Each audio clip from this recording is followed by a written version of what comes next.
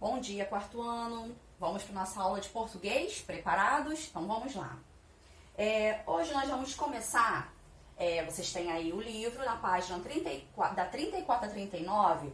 Vocês têm aí um poema sobre a avó. Diante dessa situação, né, atual que nós estamos vivendo, da pandemia, nós sabemos que o grupo de risco maior são os idosos. Nós temos um poema aí, olha, falando sobre os idosos, sobre a participação deles na família, ok? Então leia com carinho, com cuidado. E ele está escrito em forma de poema, é um texto em forma de poema. E como são os poemas? Como é que é organizado o poema? Os poemas possuem versos. Esses versos, às vezes, eles têm rimas ou não.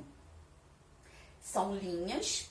Cada linha, que são os versos, são as linhas. Cada linha, o conjunto dessas linhas, desses versos, forma uma estrofe. Então, não é um parágrafo, como num texto, numa narrativa. O poema, ele tem estrofes, conjuntos de estrofes. E às vezes tem rimas, às vezes não. Depende da construção do texto, tema, as palavras. Normalmente o final das palavras rimam. Às vezes o segundo verso rima com o quarto verso. E não necessariamente existe uma rima organizada, assim, tem uma regra, tá ok? E por que dessas rimas? Qual a importância de ter rimas, de terem palavras que o final fique parecido? Porque ela garante a musicalidade e a expressividade do texto. Porque se vocês repararem, na hora que a gente vai ler um poema, a gente lê num tom que dá expressão no texto. Com a expressão, você quer ver? Ó? Eu vou pegar aqui o exemplo, um pedacinho da página 34 do poema A Avó. Assim, ó. A avó, que tem 80 anos, está tão fraca e velhinha. Teve tantos desenganos, ficou branquinha, branquinha, com os desgostos humanos. Hoje na sua cadeira repousa pálida e fria, depois de tanta canseira, e cochila todo dia, e cochila a noite inteira. Entendeu? Então, são essa entonação que eu quero que vocês prestem atenção sobre como é a construção de um poema. Passando para a revisão de português, nós temos aqui os pronomes possessivos na página 41, os demonstrativos na página 43. Os pronomes possessivos dão ideia de posse. Sempre eles vão estar relacionados à primeira, segunda e terceira pessoa, a pessoa do discurso. Dependendo de quem fala da pessoa do discurso, nós vamos direcionar a posição, a conjugação, a combinação dos pronomes com o substantivo, com as palavras na construção de uma frase, tá ok? Então, por exemplo, eu tenho aqui os pronomes possessivos na página 41, que vocês têm aí um quadrinho falando sobre eles. A primeira pessoa, né, que são a linha do meu, minha. Segunda pessoa, teu, tua. Terceira pessoa, seu, sua. E do plural, primeira pessoa, nosso, nossa.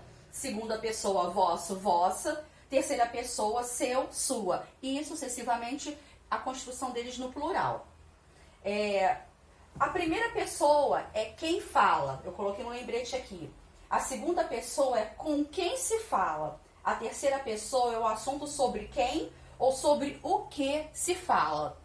Como a gente pode ver isso também no pronome demonstrativos, que nós temos, além dos pronomes demonstrativos do quadro, este, esse, aquele, aquilo, nós temos também esses pronomes de tratamento, dele e do senhor.